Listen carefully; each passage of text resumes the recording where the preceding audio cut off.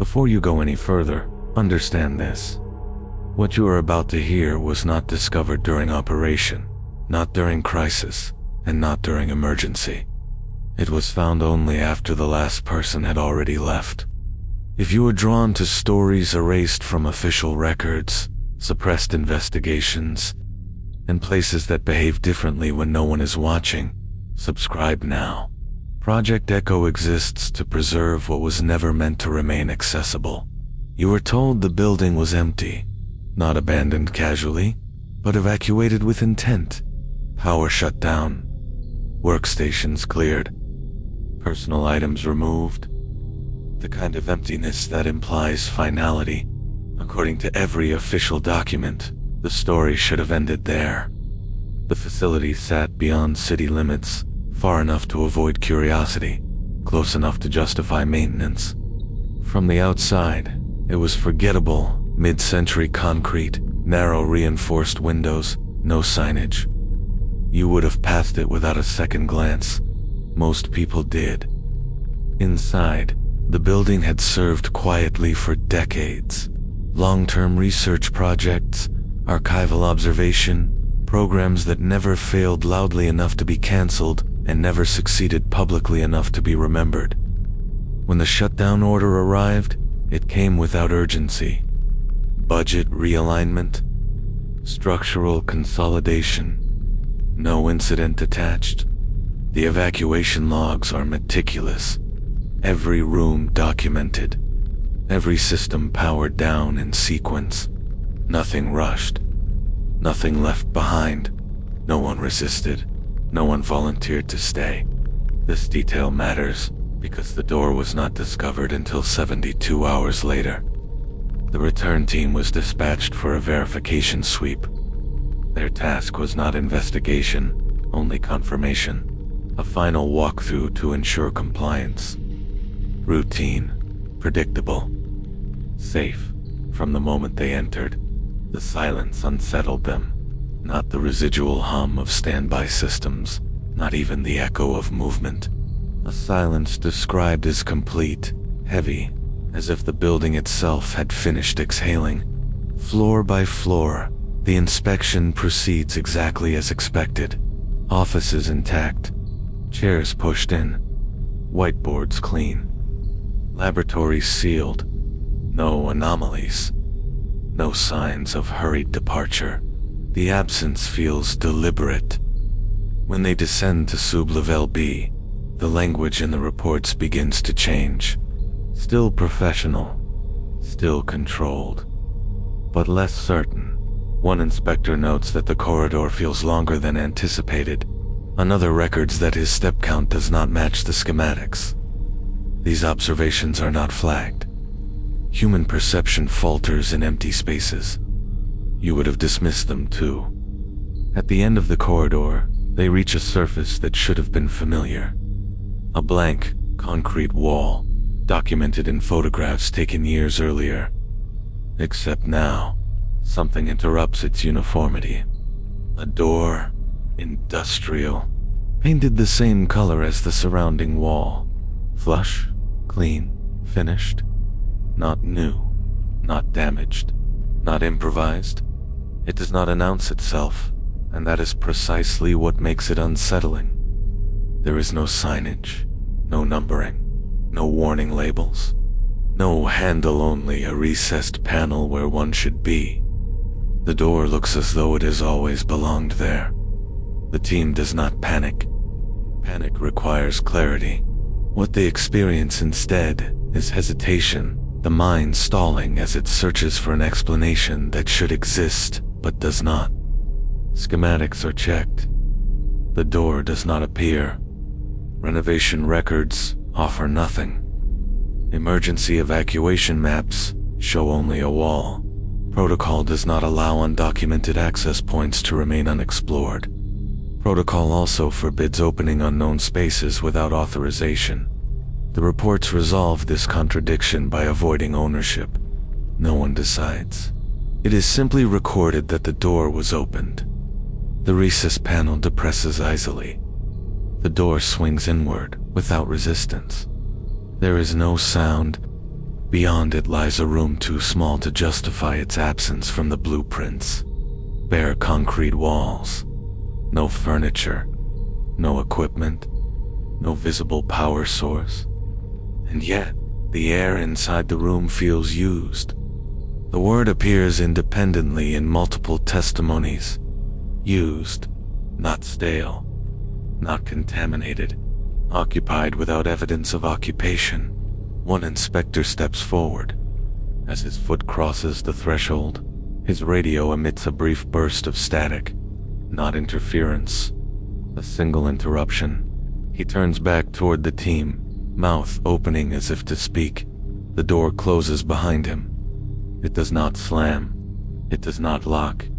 It closes the way something corrects itself. The recess panel is gone. The door is gone. In its place stands the same blank concrete wall recorded years earlier. Communication attempts fail. The inspector does not respond. Thermal imaging shows nothing behind the wall. No heat, no cavity, no void, just solid concrete. This is where the reports begin to lose their relationship with time. Entries stop referencing minutes and instead describe sequence before and after, suggesting that clocks are no longer reliable markers. Security footage is reviewed. Cameras positioned along the corridor show the team approaching the wall. As the inspector steps forward, the feed desynchronizes briefly. When it stabilizes, he is gone. The wall is intact. No door ever appears on the recording. Audio logs confirm only a brief burst of static, followed by silence. Not signal loss. Silence, as if the channel itself had been muted. The facility is resealed that day. Permanently. Officially, the incident is attributed to stress, misinterpretation, and procedural error. Unofficially, access to sublevel B is revoked indefinitely. The building remains standing. External monitoring equipment is installed. Motion sensors, environmental probes, passive audio receivers. For weeks, nothing happens. Then temperature fluctuations are logged in sublevel B, fractional drops, localized, enough to be noticed, not enough to trigger alarms. Humidity shifts follow. Then, once, a pressure change as if a sealed space had briefly opened and closed. Audio receivers capture something else. A low-frequency resonance just below conscious hearing. Not footsteps, not voices. Air moving through a space that should not be hollow. The patterns do not repeat. They change. A private memo circulates among senior staff, never formalized, never approved. It poses a question no one wants to answer directly. Whether the anomaly responds to observation. An experiment is proposed. Observation is removed. Cameras disabled. Sensors powered down. Sublevel B becomes truly unobserved. 48 hours pass. Nothing. On the third day, an automated system logs a brief power draw spike in sublevel B 6 seconds. No system should have been active. When monitoring resumes, the door is present again. No one sees it appear. It simply exists once observation returns. The wall surrounding it shows hairline cracks radiating outward, as if stressed from within. A new hypothesis takes shape quietly. The door is not a feature of the building, but a condition of absence. When no one is present to resolve the state of the space, the condition manifests. A test object is placed in the corridor, a simple metal chair. Observation is removed. When monitoring resumes, the chair is gone. The door is present. Inside the room, the chair faces the interior wall. There are no drag marks, no signs of movement. The chair appears to have always been there. This experiment ends the investigation. Sublevel B is entombed in reinforced concrete. Access eliminated. The door never appears again where it can be confirmed. But reports continue to surface. dreams shared among staff of corridors extending beyond known dimensions, sensations of standing before something just out of sight. One engineer wakes, convinced a door has closed behind him. The building is never demolished. It is maintained just enough to prevent collapse, as if it is waiting. You are told the investigation ended when sublevel B was sealed, but that is only true if you define investigation as something that happens inside a building. What followed did not require access, instruments, or authorization. It only required people who knew what had been lost. The first irregularities were subtle, easy to dismiss. A former inspector reported feeling disoriented when entering unfamiliar rooms, as if his sense of spatial continuity had been weakened. He described moments where a hallway felt longer than it should have been, then abruptly shorter, like a breath being held and released. Another staff member began avoiding enclosed spaces entirely. Elevators, storage rooms, even windowless offices. He could not explain it, only that he felt an acute pressure when walls surrounded him too completely. Medical evaluations found nothing abnormal. Anxiety was suggested, fatigue, the familiar language of benign explanations. But you notice how the reports accumulate, each individual case unremarkable, together forming a pattern. Several former employees described the same recurring dream, standing in a corridor they did not recognize. Concrete walls, no markings. At the end, a door they were certain they had never seen before. Always closed, always waiting. None of them described opening it. One engineer, previously responsible for environmental monitoring, began waking at night with the sensation that something had shifted while he slept.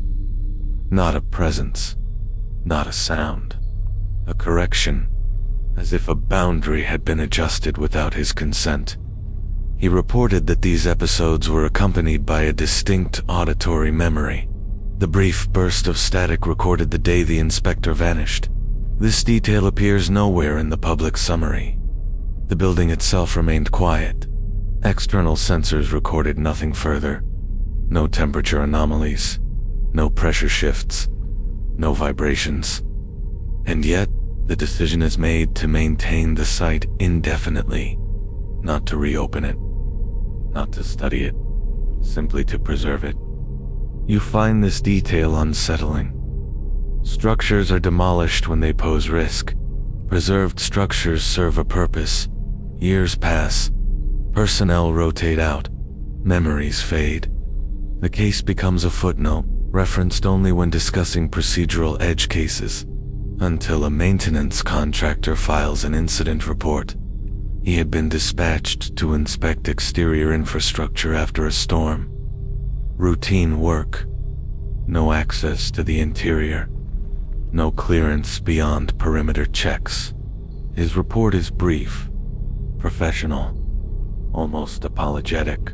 He claims that while walking the perimeter, he noticed a recessed panel on an exterior wall.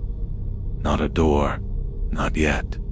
Just a rectangular outline where none should have been. He did not interact with it. He did not photograph it. He simply noted its presence and continued his assignment. When supervisors reviewed the site schematics, they found no record of such a feature. A follow-up inspection found nothing. The contractor was not reassigned to the site.